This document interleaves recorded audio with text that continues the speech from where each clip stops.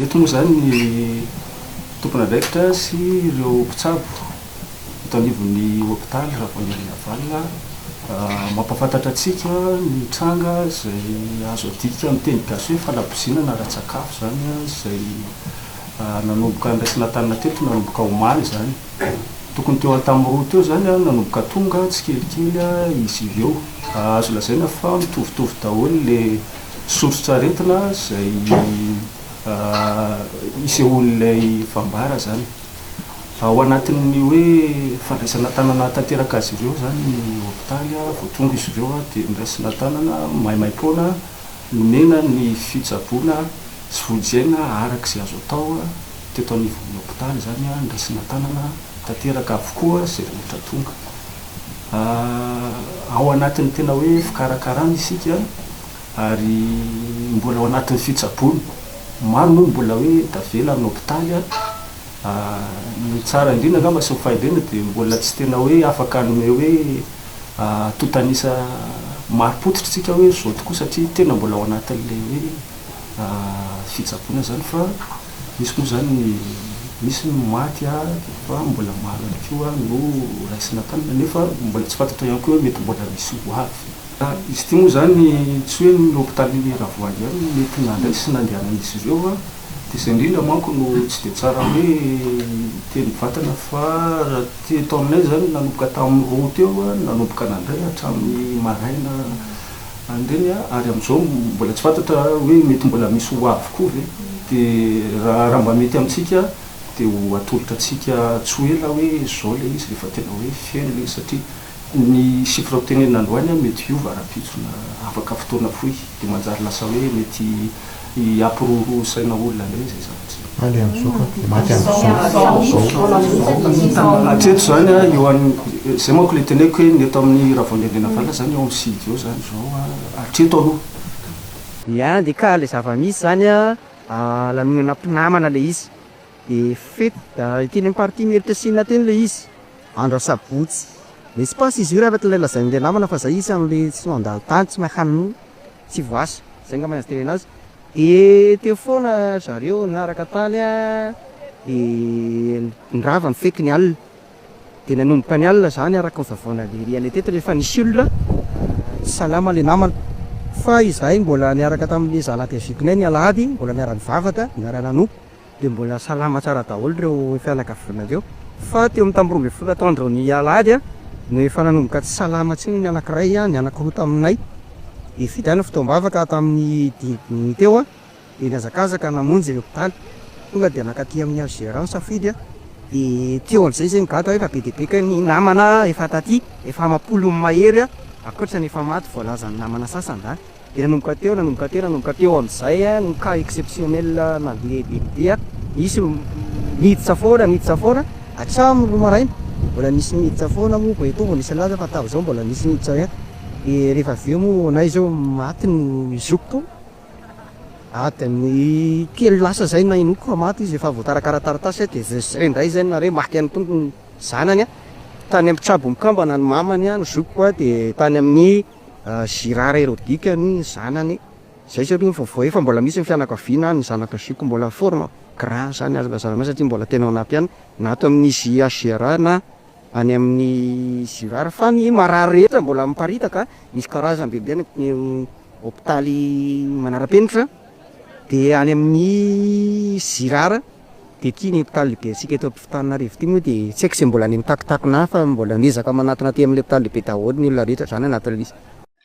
Miarabantsika rehetra manaraka ny pitsy vao miparitaka mampalahelo amin'izao raha sy fotoana zao dia fahafatesan'ny olona maromaro raika amin'ny folo raha ny vaovao farany voaraiko dia eo ihany koa ireo mbola manaraka fitsaboana vokatr'izay intoxication alimentaire izay nahazo azy ireo tamin'ny toerana anankiray fankalazana fetiny tsy mero-taona nahaterahana mandehibe ny resaka mahakasika an'izy iny dia mpafantatra moa za hoantsika izay mbola mahafantatra hoe inona ny mety mahatonga an'izay intoxication alimentaire izay mba ahafahantsika mitandrina indrindra voalohany indrindra fanontaniana mipetraka dia hoe nanahoana ny fahadiovana rehefa nikarakara ny sakafo fahadiovana tanana fahadiovan'ilay sakafo nikarakaraina sasana tsy tsara ve ilay sakafo satria raha misy mikroba dia mivadika poizina ho ny vatana izay mazava ho azy.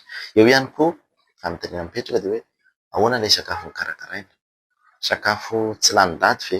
Satria rehefa lany daty ny sakafo anankiray dia tena mivadika poizina ho an'ny vatantsika io ary mamono mahafaty mazava ho azy.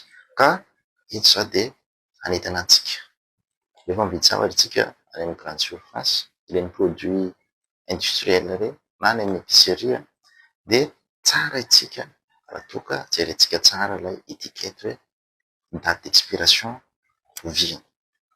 Rehefa expiré nandray andro fotsiny azy na expiré omaly ilay produit dia averena amin'ny mpivarotra ary signaleo ny mpivarotra hoe lany daty ireo entanao ireo fa mandehana teo midory. Sao manam-poizina ny mpiray tanindrazana. Zay fanontaniana anankiray voalohany. Faharoa zay. Fanontaniana anankiray fahatelo ihany koa dia hoe ahoana ny fomba fikarakarana an'ilay sakafo? Zareo nanao cuisine moa no tena mahafantatra ny zavatra zay hoe sakafo reto tsy afaka atambatra fa mivadika poizina raha mitambatra. Fahaefatra dia zao hoe nanahoana ny fomba fitehirizana an'ilay sakafo? Araka ny tokony ho izy ve sa nandray anjara sy nanao ny asany ny JIRAMA? Eto amintsika mantsy ny tena asan'ny JIRAMA dia manapaka jiro, tsy hoe mamasy jiro. Ny sakafo dia misy fitehirizana azy mazava ho azy ny zareo nanao cuisine ihany koa tena mahafantatra an'izay bebe kokoa. Fa rehefa mal conservé ny sakafo dia mivadika poizina. Fanontaniana mipetraka dia hoe moa ve tsy tapaka ny jiro nandritra ny fitehirizana sakafo tao anaty frigo? Sa nanao ny asany JIRAMA ka tapaka ny jiro dia mazava ho azy lasa poizina ny sakafo dia marary ny olona ary fahafatesany toy ilay nazon'ireo olona ireo no mitranga raha taraiky ny fitsaboana. Ka misy zavatra anankiroa vahaolana arosoko manoloana an'izay zavatra izay.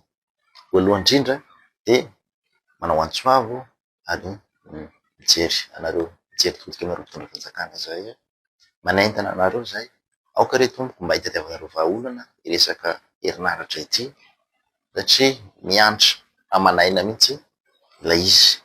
Olona raiky amin'ny folo maty zany be dia be izany na anankiray aza ny maty be dia be mpalahelo. Ka aoka re nareo mba handray andraikitrareo mitady vahaolana amin'izay resaka angovo zay mampalahelo vaoaka malagasy. Tsy resaka intoxication ihany mety ateraka izay fahatapahan-jiro zay fa ireo may simba ny fitaovana ampiasaina vokatry ny fahatapahan-jiro eo ireo very asa. Zay solution anankiray arosoko voalohany. Solution faharoa arosoko dia miantso anareo traiteur rehetrarehetra eto amin'ny tanàna ny tenako.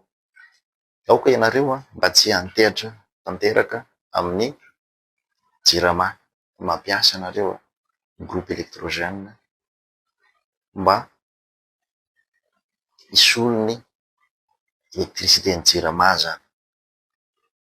Rehefa manao service nareo tsy maninona na miakatra ny frais de service fa mba azo antoka fa bien conservé ny sakafo fa tsy hivadika poizina satria raha hitehatra amin'ny JIRAMA izay tsy azo anteherana, izay tsy miasa saina ho an'ny vahoaka malagasy, isika dia hisy eo matetika mitranga toy izao.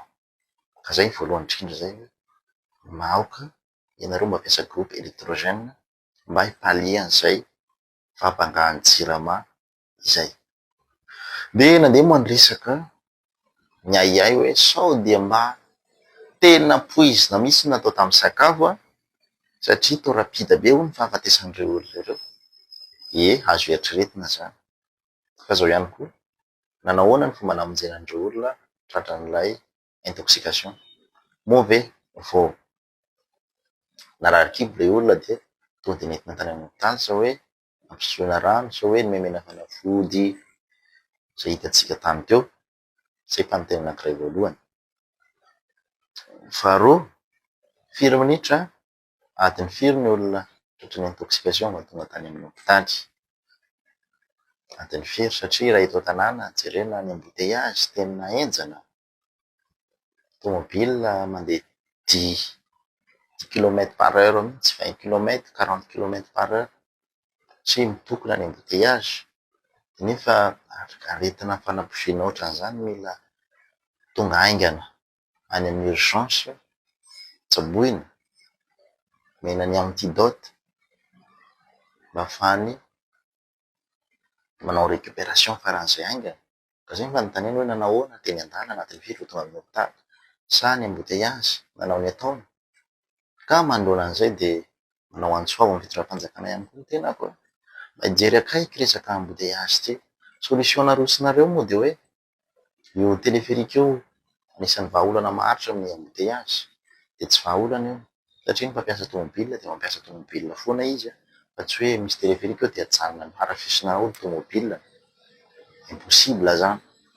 Za zao entiko foana ny tomobilako, fa andeha amin'ny toeram-piasako za fa tsy andeha taingina téléphérique. Ka noho izany tsy vahaolana ny téléphérique narosonareo io, amizay vahaolana hafa ianareo amizay resaka circulation zay, mba hamahany resaka embouteillage ty. Fa mianatra manaina mihitsy ange, efa mitondra marary ny olona, tsy intoxication ihany fa na marary aza, marary hafa. Ireo olona tratran'ny AVC hoentina rapidany amin'ny hopitaly, tokony ny an-dala anatin'ny firy vao tonga any amin'ny hopitaly, maty le olona, tsy voa récupéré intsony le olona. Ka mila mitady vahaolana ianareo tompony anaikitra saram-panjakana maloha ny zavatra zay, zay vaoka ve tsisy inona afaka ataonay. Nareo ny tompony fahefana, nareo ny tompony vola, mpitantana ny vola, afaka manamina mitady vahaolana amizay circulation zay. Zay ngambany de mankahery aloha ireo fianakaviany maty tena gravy. Misy ray aman-dreny hono namoy zanaka anankiefatra tsy eo amin'ny toeran'zareo za, fa mafy zany mamoy zanaka zany. Ka de mankahery Andriamanitra ny ombanareo omenimbanga any aminareo. Teny fotsiny ny ataonay zany fa tena tsy mahafaky ninona amizay alahelo zay. Zay za maty ny raiko amizany fotoana zany, eny hatramizao de mbola malahelo foana ny tenako, malahelo foana hoe mankahery, tena hoe mankahery anareo traboina rehetrarehetra, de mirary fahasalamana feno andreo mbola andala fitsaboana. Mandram-piona ny tompoko de samy tenin'Andriamanitra.